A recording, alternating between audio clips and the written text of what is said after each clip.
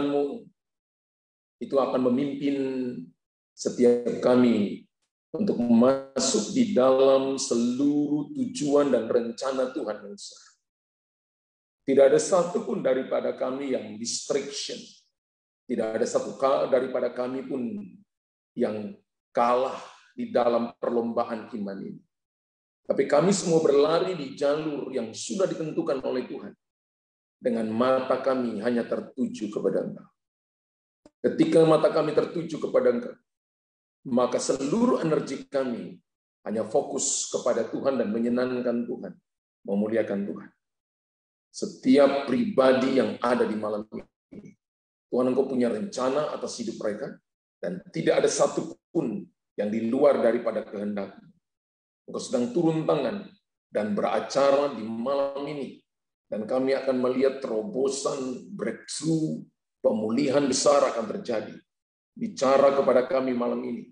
Kami percaya bahwa firman-Mu ya dan amin, dan firman-Mu adalah kehidupan, kekuatan bagi kami. Kami terima firman-Mu di dalam nama Tuhan Yesus Kristus. Haleluya. Amin. Amin. Bapak Ibu yang siap terima firman Tuhan, silakan tulis di kolom komentar, saya siap terima firman Tuhan malam ini.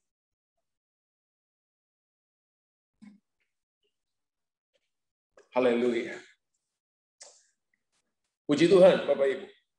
Malam ini saya akan bicara dengan sebuah tema berawal dari mata yang melihat. Mari kita buka dulu Amsal 23 ayat 29 sampai ayat 35. Amsal 23 ayat 29 sampai ayat yang ke-35. Amsal 23 ayat 29 sampai 35. Siapa mengadu, siapa mengeluh, siapa bertengkar, siapa berkeluh kesah, siapa yang mendapat cidra tanpa sebab, siapa yang merah matanya. Yakni mereka yang duduk dengan anggur sampai jauh malam, mereka yang datang mengecap anggur campuran. Jangan melihat kepada anggur, kalau merah menarik warnanya, dan mengilau dalam cawan yang mengalir masuk dengan nikmat. Tetapi kemudian memagut seperti ular, dan menyemburkan bisa seperti beludak. Lalu matamu akan melihat hal-hal yang aneh, dan hatimu mengucapkan kata-kata yang kacau. Engkau seperti orang di tengah ombak laut, seperti orang di atas tiang kapal. Ayat 35. Engkau akan berkata, orang memukul aku, tetapi aku tidak merasa sakit. Orang memalu aku, tetapi tidak kurasa. Bilakah aku siuman, aku akan mencari anggur lagi. Kembali ke ayat 31. Jangan melihat kepada anggur. Ya, garis bold itu, jangan melihat. Jangan melihat kepada anggur. Kalau merah menarik warnanya dan mengilau dalam cawan yang mengalir masuk dengan nikmat. Kalau kita lihat Alkitab, dalam kitab Matius pasal yang ke-6 ayat 22, jangan melihat kepada anggur, ya. Kalau kita paralelkan ayat ini dengan Matius 6 ayat 22 sampai ayat 23, Alkitab katakan begini, matamu adalah pelita tubuh. Matamu adalah pelita tubuh, berawal dari mata yang melihat. Mata adalah pelita tubuh. Matius 6, 22 sampai 23. Ini Matius 6 ayat 2. Ya. Mata adalah pelita tubuh. Jika matamu baik, terang seluruh tubuhmu. Jika matamu jahat, gelaplah seluruh tubuhmu. Dari ayat ini, maka kita bisa tahu bahwa tubuh kita, roh, jiwa, dan tubuh. Terang artinya Bapak, Ibu, dan saya ada di dalam pimpinan dan tuntunan Tuhan. Ada di dalam arahan Tuhan. Kegelapan tidak datang kepada kita. Kegelapan bicara tentang hal-hal dunia, Kegelapan bicara tentang pekerjaan setan yang ingin menipu saudara. Tapi ketika mata adalah baik, maka teranglah seluruh tubuh. Berarti jendela daripada tubuh ini ada di mata saudara. Haleluya. Alkitab berkata, jika matamu baik, teranglah seluruh tubuhmu. Jika matamu jahat, gelaplah seluruh tubuhmu. Jadi kejahatan itu bisa dilihat dari mata saudara, kebencian bisa dilihat dari mata saudara, bahkan mata kita bisa kelihatan apakah kita sedang melakukan sesuatu yang menyenangkan Tuhan ataukah tidak, bisa dilihat dari mata. Dari mata penuh amarah, mata penuh kasih, mata penuh belas asih, mata penuh dengan mercy dan compassion, bisa dilihat dari mata. Karena Alkitab katakan, mata adalah jendela daripada tubuh saudara dan saya. Sebelum Adam dan Hawa memakan buah yang dilarang oleh Tuhan, iblis telah lebih dulu memprovokasi Hawa tentang buah kehidupan itu. Kalau kita perhatikan baik-baik, Alkitab berkata begini dalam Kejadian pasal 3 ayat yang ke-6. Kejadian pasal 3 ayat yang ke-6, perempuan itu melihat. Garis, perempuan itu adalah Hawa. Ya. Perempuan itu melihat bahwa buah pohon itu baik untuk dimakan. Kalau ayat yang ke-5 tadi, dikatakan iblis memprovokasi dia. Coba perhatikan ayat ke-5 dulu, baru kita baca ayat 4 dan 5. Dari Kejadian 3 ayat 4 dan 5. Tetapi ular itu berkata kepada perempuan itu, sekali-kali kamu tidak akan mati. Tetapi Allah mengetahui pada waktu kamu memakannya, matamu akan terbuka. Dan kamu akan menjadi seperti Allah, tahu tentang yang baik dan yang jahat. Lalu ayat yang ke-6 berkata tadi, perempuan itu melihat. Setelah setan memprovokasi Hawa tentang buah pohon kehidupan, dan Alkitab berkata bahwa perempuan itu melihat bahwa buah pohon itu baik untuk dimakan dan sedap kelihatannya, lagi pula pohon itu menarik hati karena memberi pengertian. Alkitab katakan begini, lalu ia mengambil dari buahnya dan dimakannya dan diberikannya juga kepada suaminya yang bersama-sama dengan dia. Dan suaminya pun memakannya. Jadi pertanyaannya sederhana. Ketika Hawa makan buah pengetahuan yang baik dan jahat, Adam ada atau tidak? Jawabannya, Adam bersama-sama dengan Hawa. Yang dengar firman adalah Hawa. Tapi akibat daripada setan memprovokasi Hawa, maka hal yang pertama yang ditawan setan dari Hawa adalah setan menawan mata Hawa. Dan berkata begini, pohon ini baik.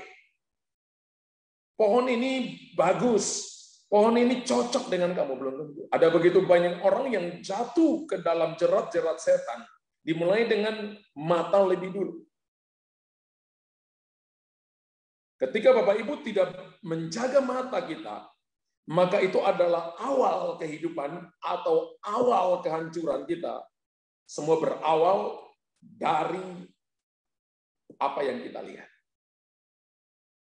Alkitab katakan begini, bahwa Adam artinya man of God, ya, laki-laki Allah, manusia Allah, karena diciptakan se-image dengan Tuhan, segambar dengan Tuhan, tapi dia tidak berkata kepada Hawa, demikian firman Tuhan, semua pohon ini di dalam taman ini boleh kita makan, tapi yang ini jangan. Adam tidak katakan seperti itu. Karena ketika mata saudara sudah dikuasai oleh setan, kita tuh lupa diri.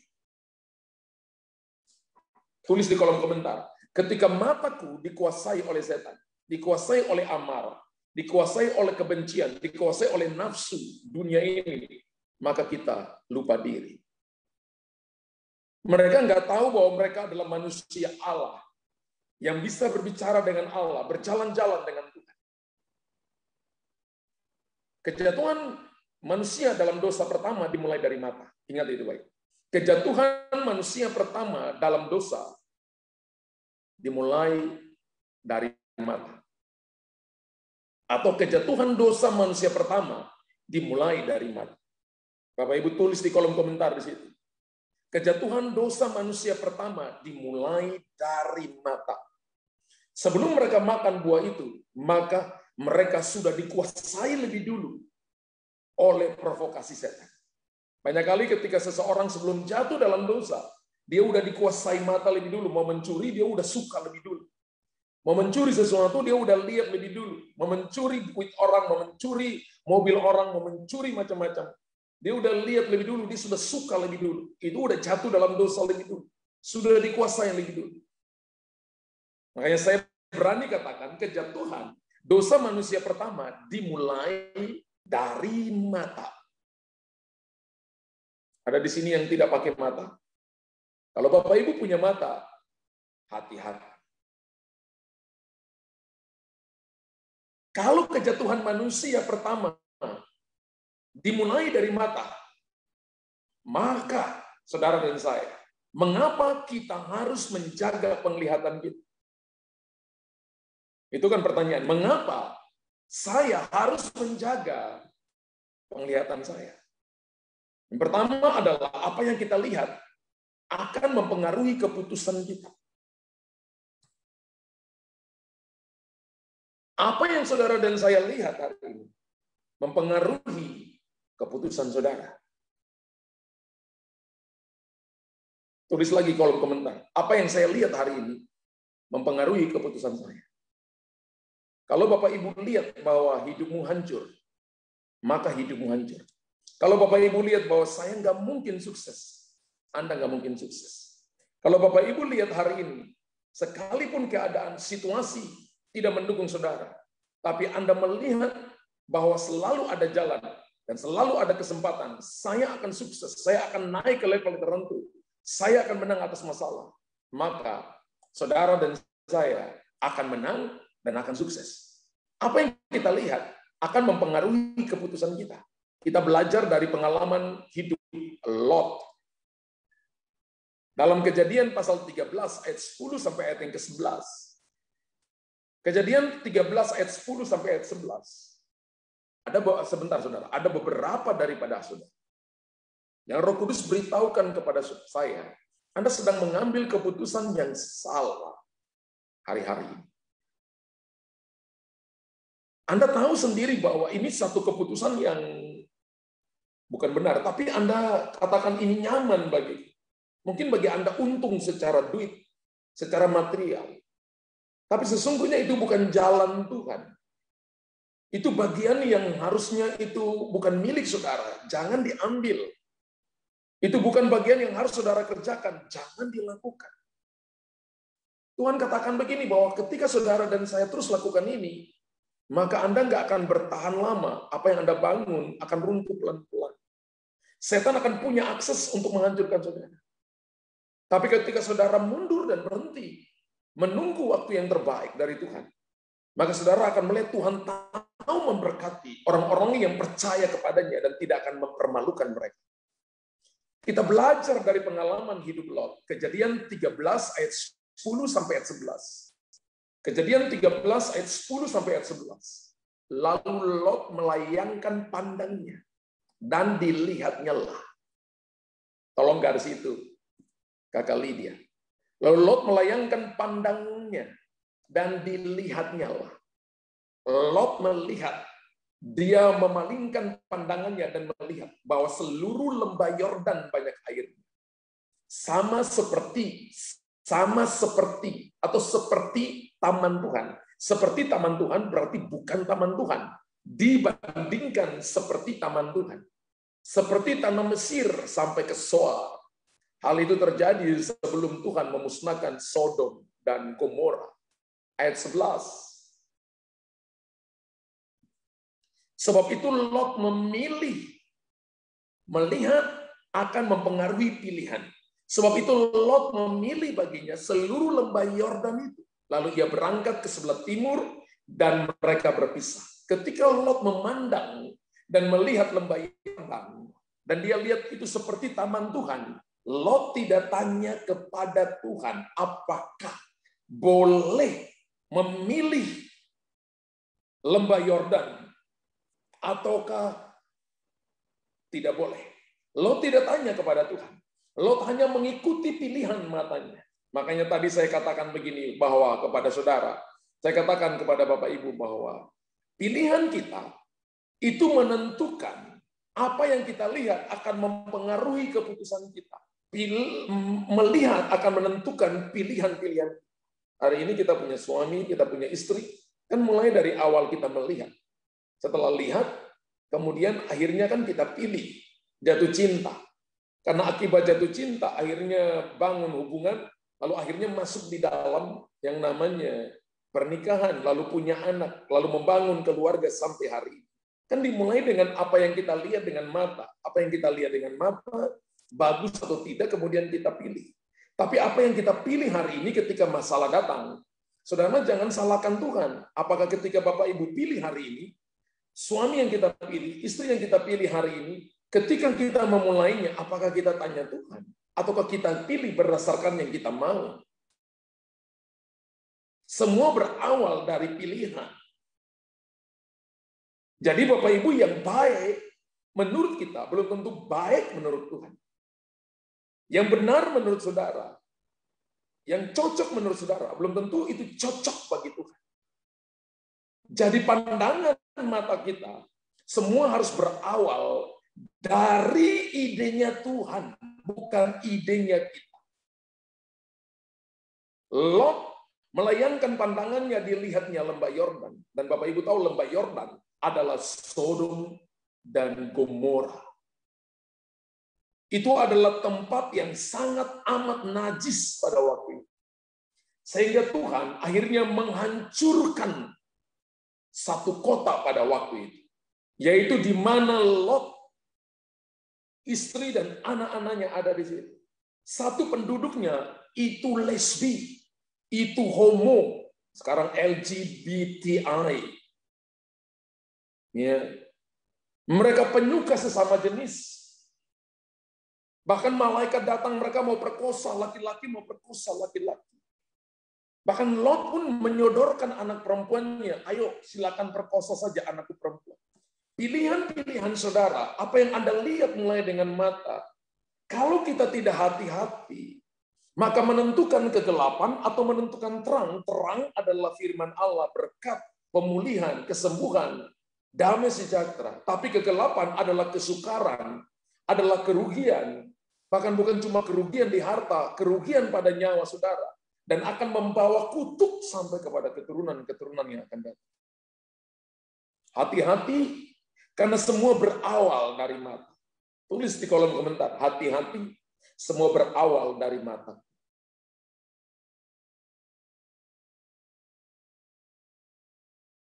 Sebab itu Lot memilih baginya seluruh lembah Yordan.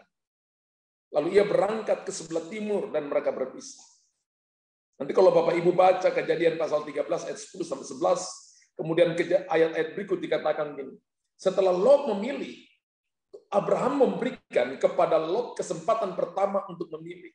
Orang yang pertama kali disuruh memilih, kalau Bapak Ibu memberikan kepada dia pilihan-pilihan yang terbaik, kalau ada di depan kita misalnya emas, misalnya permata dan sebagainya, maka saya percaya orang yang dapat kesempatan pertama akan memilih yang terbaik. Secara manusia seperti itu. Tapi terbaiknya Anda itu bukan terbaiknya Tuhan. Belum tentu itu terbaiknya Tuhan. Setelah Lot memilih lembah Yordan, Alkitab berkata begini. Alkitab berkata, Tuhan berkata kepada Abram, lihatlah sekeliling, sejauh engkau bisa memandang. Maka semuanya itu aku berikan kepadamu. Alkitab berkata begini, berfirmanlah Tuhan kepada Abram, Abram artinya Bapa yang mulia.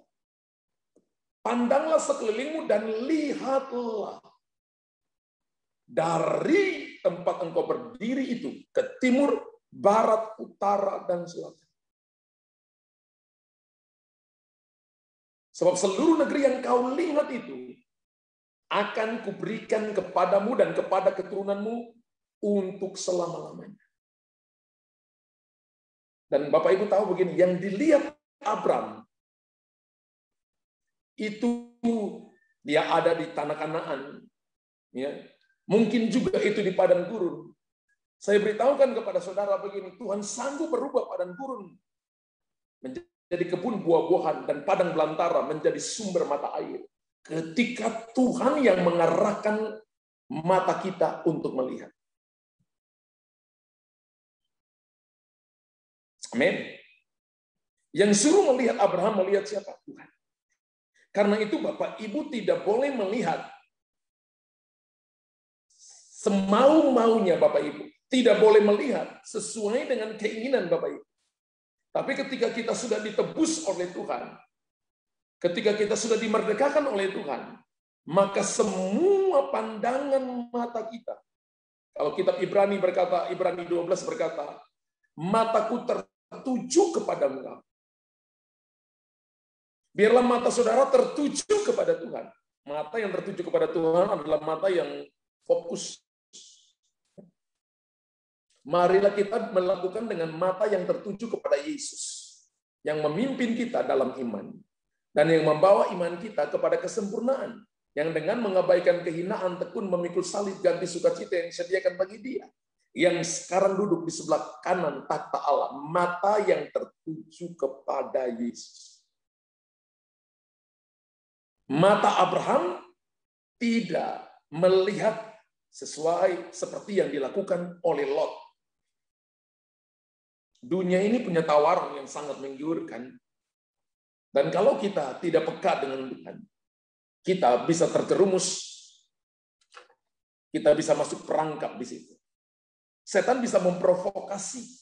Saudara, kalau setan bisa memprovokasi Adam dan Hawa di dalam kemuliaan Allah, mereka ada di Eden, itu artinya presence of God.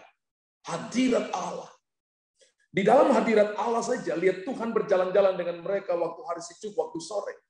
Mereka bisa terprovokasi dengan dosa pertama itu di mata. Nah, bagaimana kita sekarang ini? Lihat keadaan bisa takut. Lihat berita bisa takut. Lihat situasi Anda bisa takut. Tapi saya beritahukan kepada Bapak Ibu, gelapnya hidup Bapak Ibu, dikuasai ketakutankah, dikuasai kekhawatirankah, dikuasai kebimbangankah, itu tergantung apakah matamu terang ataukah matamu gelap. Orang yang matanya tertuju kepada Yesus tidak mungkin dikuasai ketakutan atau kekhawatiran. Orang yang matanya tertuju kepada Yesus tidak mungkin dikuasai oleh kelemahan.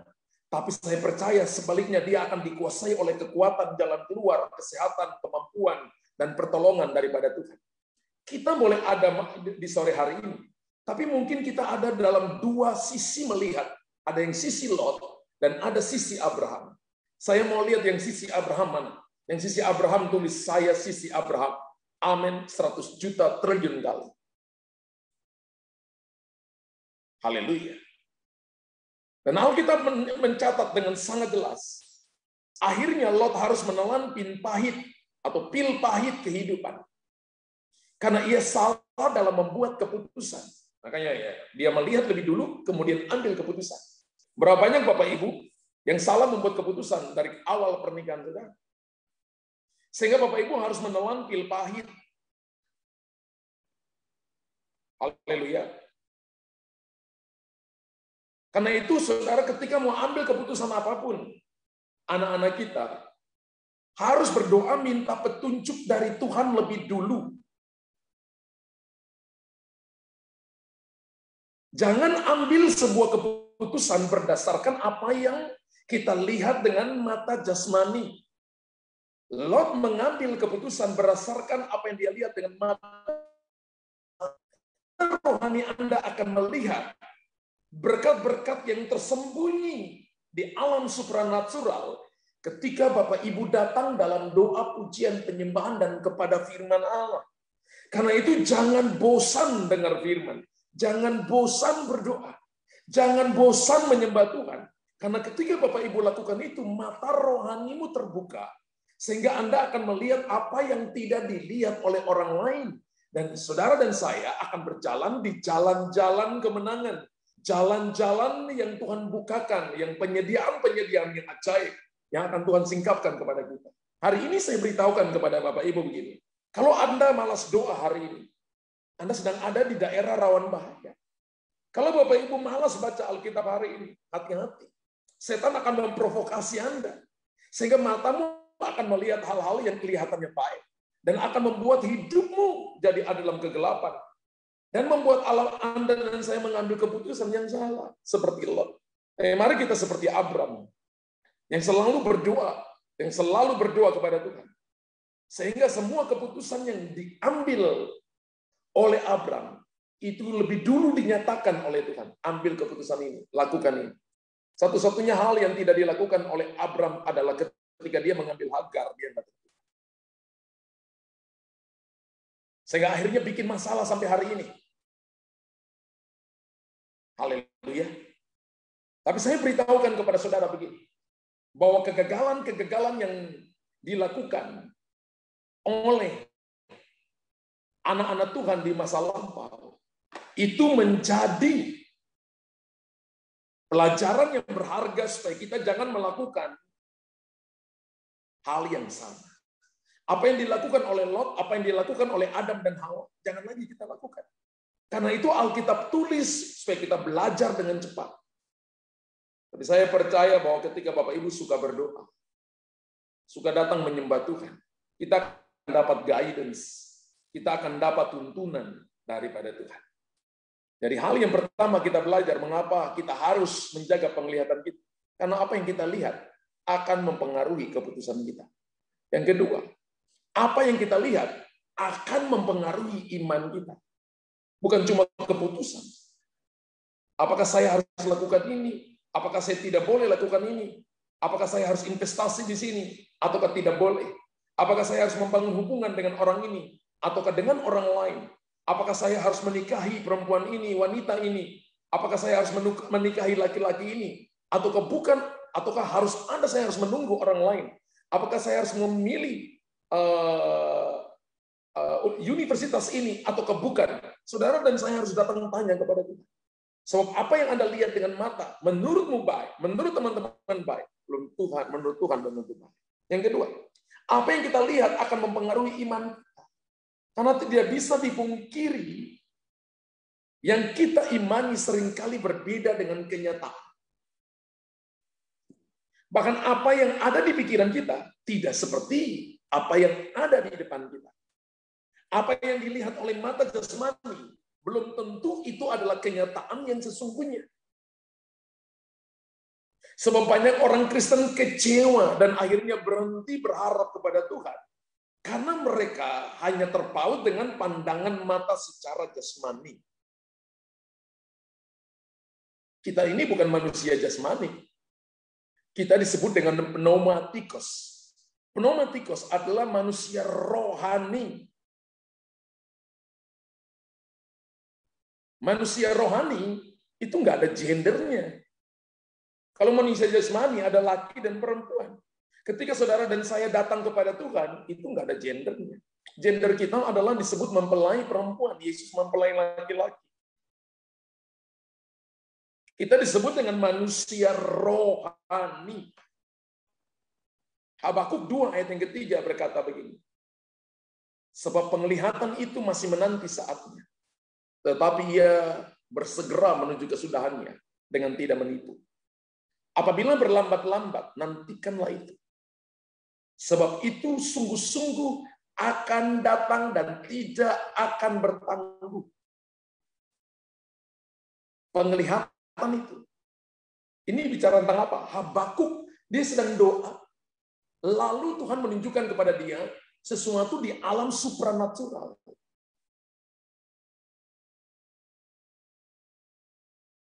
Ketika Habakuk berdoa, kalau Bapak Ibu nanti baca, keadaan pada waktu itu, kambing domba terhalau dari kurungan. Lembu sapi tidak menghasilkan. Pohon ara, pohon anggur tidak berbunga. Tapi Habakuk berkata begini, tetapi aku akan beria-ria di dalam Allahku. Kenapa? Karena dia udah lihat di alam rohani bahwa waktu pemulihan akan datang, waktu tuaian akan datang, waktu berkat akan diperintahkan datang kepada kita, waktu promosi akan datang, jalan akan terbuka. Di mana? Habakuk udah lihat, dan Habakuk berkata begini, bahwa penglihatan itu masih menanti saatnya, waktunya. Tuhan itu selalu bekerja dengan waktu, dan bagi kita, waktu itu adalah ujian iman yang tidak pernah usang. Tulis di kolom komentar. Waktu bagi saya adalah ujian iman yang tidak pernah usang. Semua kita diukur, diuji dengan waktu. Masalah demi masalah datang, waktu tetap ada di situ dan menguji kita. Apakah kita memulai dengan roh berakhir dengan daging, memulai dengan daging berakhir dengan daging, memulai dengan daging berakhir dengan roh, atau memulai dengan roh berakhir dengan roh. Tapi yang saya percaya satu hal, apa yang dikatakan Habakuk 2 ayat yang ketiga, bahwa penglihatan itu masih menanti waktunya. Tetapi ia bersegera. Terjemahan yang lain berkata begini, ia terburu-buru menuju kepada penggenapannya dengan tidak menipu. Janji Tuhan itu, ya dan amin. Tuhan itu nggak pernah nipu kita, nggak pernah mempermainkan kita. Apabila berlambat-lambat, nantikan lagi. Kata nantikan di sini, kata yang sama dipakai dalam Yesaya 40:31, kafah. Sebab itu sungguh-sungguh akan datang dan tidak akan bertangguh. Apa yang Anda lihat dalam alam roh tidak akan menipu, saudara. Makanya orang yang tidak pernah berdoa, dia nggak akan dapat guidance dari Tuhan. Orang yang tidak suka ibadah dan dengar firman, tidak akan dapat guidance, arahan dari Tuhan. Matanya selalu gelap, bahkan gelap mata, suka marah, suka emosi, suka memutuskan segala sesuatu, tidak tanya Tuhan lebih dulu, dan akhirnya kerugian begitu banyak. Bapak Ibu pernah dengar kesaksian-kesaksian saya sebagai hamba Tuhan, tapi beberapa kali saya terjebak di situ. Sehingga akhirnya kerugian begitu banyak. Kita nggak nantikan waktu Tuhan. Sebab itu sungguh-sungguh akan datang dan tidak akan bertanggung. Amin. Mari kita milikilah prinsip hidup seperti Habakuk. Dan juga prinsip hidup seperti Rasul Paulus dalam 2 Korintus pasal 4 ayat yang ke-18.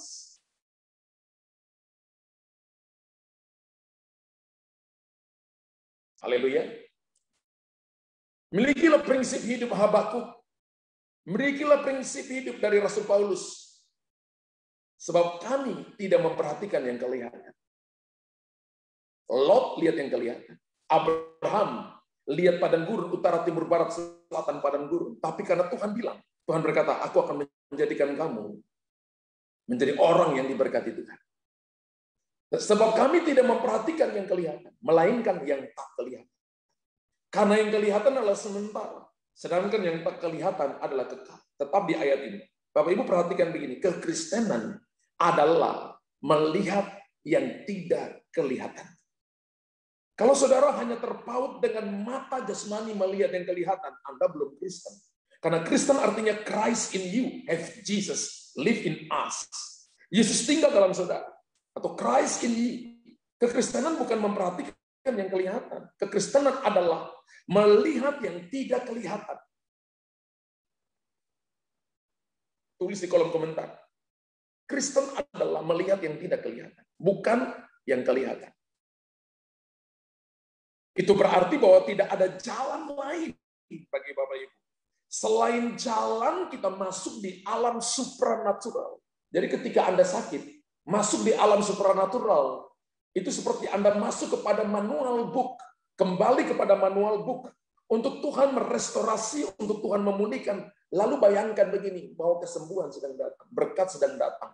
Anda bayangkan pemulihan sedang datang, dan tidak akan bertanggung, akan datang dalam hidup saudara. Jangan lihat keadaan yang sekarang. Jangan bicara COVID-19 terus. Nanti COVID-19-nya merasa gede, merasa besar. Bicarakan Yesus terus-menerus. Berhenti bicarakan COVID. Haleluya. Berhenti bicarakan virus. Ayo ngomong tentang Yesus. Sebab kita hidup bukan karena apa yang kita lihat dengan mata. Tapi kekristenan adalah tidak lihat dengan mata, namun percaya itu Kristen. Dan ini adalah prinsip Rasul Paulus. Kalau Anda bicarakan firman, Anda kuat. Ada God's protection, kingdom protection.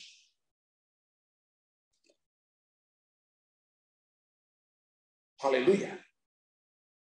Kami tidak melihat yang kelihatan, melainkan yang tak kelihatan. Karena yang kelihatan adalah sementara. Sedangkan yang tak kelihatan adalah kekal. Ketika Bapak Ibu datang dan memperhatikan yang tidak kelihatan, Anda sedang membangun hal-hal yang kekal dalam diri. Anda sedang menjadikan matamu untuk melihat hal-hal yang jauh, yang tidak dilihat oleh orang lain. Anda sedang membangun sebuah kekekalan dalam dirimu, dan saudara tidak akan takut dengan hal-hal jasmani yang terjadi sementara. Manusia sedang sibuk dengan hal-hal jasmani, dengan ketakutan-ketakutan yang di belakangnya. Setan memakai itu menjadi teror. Bahkan yang lebih berbahaya daripada virus COVID-19 adalah spirit of afraid, roh ketakutan. Menurut Lukas pasal 23, Alkitab katakan begini, orang akan mati karena ketakutan. Bukan mati karena virus COVID-19. Bukan itu, tapi orang mati karena ketakutan. Ketakutan akan membuat saudara dan saya serangan jantung, darah tinggi, kolesterol naik, tiba-tiba jantung bisa berhenti, tiba-tiba lemas, ya, tiba-tiba ginjal Anda berpengaruh, tidak berfungsi dengan baik. Seluruh onderdil Anda akan bereaksi ketika ada ketakutan. Tapi ketika ada iman, maka seluruh onderdil Anda akan bereaksi dengan kekuatan, dengan sehat, dengan luar biasa. Haleluya. Karena itu Bapak Ibu, mulai belajar. Kita ini manusia pneumatikos. Tulis, saya manusia roh. Amin. 100 juta triliun kali. Orang akan mati, Lukas 21:26. Orang akan mati ketakutan karena kecemasan berhubungan dengan segala apa yang menimpa bumi, sebab kuasa-kuasa langit akan goncang. Apa yang menimpa bumi termasuk COVID-19. Dan Alkitab katakan orang bukan mati karena COVID-19 saja, tapi mati ketakutan. Ketakutan akan menimbulkan kecemasan, serangan jantung, stres, khawatir, macam-macam. Mulai hari ini saya minta komunitas kita berhenti bicara COVID-19. Besar-besarkan Tuhan. Tinggikan Tuhan, bicarakan Yesus.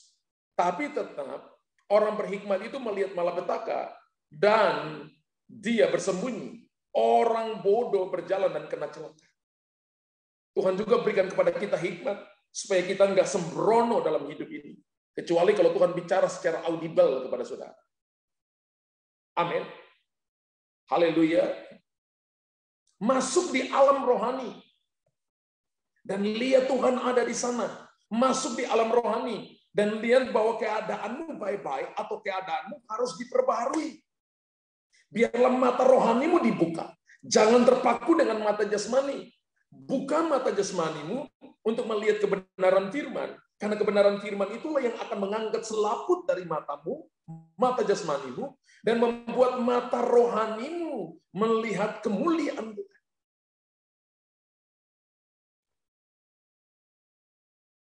Haleluya. Karena yang terlihat oleh mata seringkali menipu. Tulis kolom komentar.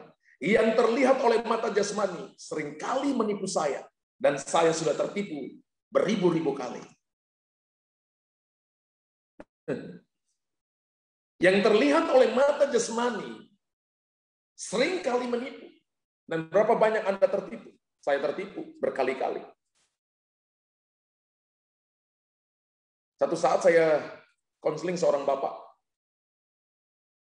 Pakai celana pendek, pakai baju kaos, tinggi gede, ada kumisnya. Dan ketika dia datang kepada saya, dia katakan begini, maaf Pak Pendeta, saya lagi sedih, bolehkah saya nangis? Dia nangis, saya tungguin. Nangis mungkin 15-20 menit. Lama itu saya tungguin orang nangis. Nangis air mata, air hidung, air mata, air hidung. Lalu hati saya berkata begini, kamu punya uang berapa dalam dompet kamu, siapin aja. Selesai itu dia katakan gini, Pak Pendeta, saya ini baru keluar penjara, saya dipenjarakan 7 tahun. Dan ketika saya dipenjara, istri saya lagi hamil anak saya. Jadi sekarang anak saya sudah lahir dan 7 tahun saya belum melihat anak saya. Saya ingat waktu itu saya masih di Denpasar, Bali. Dan dia mau pulang ke satu pulau tetangganya Bali, ya, provinsi berbeda. Di NTB, saya ingat waktu itu. Lalu akhirnya Roh Kudus sudah ingatkan saya, duit kamu berapa di situ. Ketika dia nangis selesai, dia katakan, jadi saya mau minta uang dari Bapak. Kemudian saya ingat saya kasih dia uang beberapa waktu itu. Besoknya teman saya ketemu saya, Pak Luther, kemarin Pak Luther konseling, ada seorang bapak tinggi pakai kumis. Saya bilang, iya. Kenapa? Oh, saya juga konseling dia. Terus saya ingat, pakai acara nangis juga ya? Iya. Waduh, kita tertipu. Dan yang paling banyak tertipu itu adalah hamba Tuhan. Karena 1 Korintus 13 ayat 12 dan 13 katakan bahwa kasih itu mempercayai segala sesuatu. Kasih itu mempercayai segala sesuatu. Makanya saya beritahukan kepada saudara, yang terlihat oleh mata seringkali ini. Jangan terburu-buru, jangan cepat-cepat ambil keputusan. Karena melihat saudara mempengaruhi iman.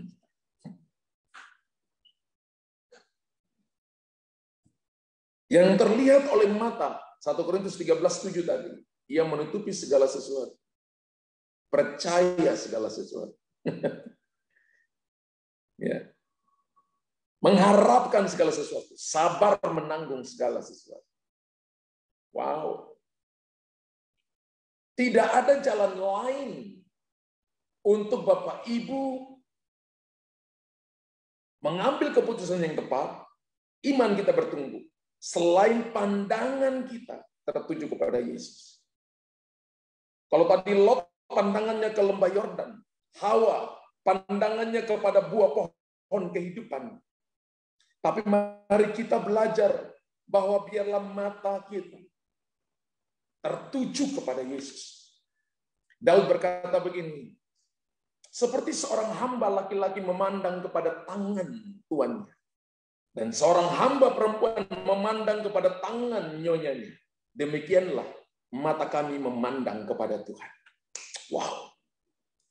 Kalau saudara dan saya adalah hamba, anak-anak Tuhan, mungkin kita pangeran atau putri, tapi berhati hamba, maka nggak ada cara lain selain hanya memandang kepada Tuhan.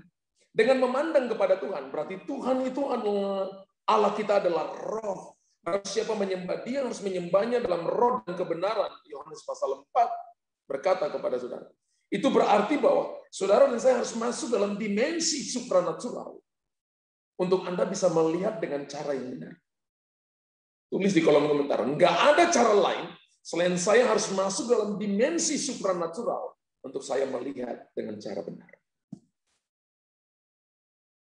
Kalau Bapak Ibu main perasaan, Bapak Ibu tertipu. Tapi ketika Bapak Ibu pakai iman, tidak lihat, belum lihat namun percaya, Bapak Ibu akan hidup dalam kebenaran dan berkat-berkat Tuhan. Puji Tuhan, sudah selesai khotbahnya. Wow. Saya percaya malam ini kita diberkati Tuhan. Masuk dalam dimensi supranaturalnya Tuhan. Untuk Anda mengalami perkara-perkara hebat. Perkara-perkara ajaib dengan Tuhan. Saya percaya malam ini segala sesuatu mari berawal dari mata yang melihat. Mulai hati-hati dengan mata Bapak Ibu. Pakai mata jasmani hati-hati. Jangan tertipu. Jangan lihat fisik orang lalu kita menjustis. Jangan lihat situasi yang sulit lalu Anda berkata jalan tertutup. Jangan juga lihat bahwa kelimpahan itu adalah jalan, belum tentu. bahwa Lot terjebak di sana ternyata Sodom dan Gomora. Tapi ketika Anda masuk dalam supranatural, Tuhan akan menunjukkan kepada saudara jalan mana yang harus Anda lewati, jalan mana yang tidak boleh Anda lewati, mana yang harus Anda ambil, mana yang tidak boleh Anda ambil, waktu mana Anda harus pergi, waktu mana Anda harus diam. Semuanya indah ketika pandanganmu tertuju kepada Tuhan. Tidak bertangguh lagi. Puji Tuhan.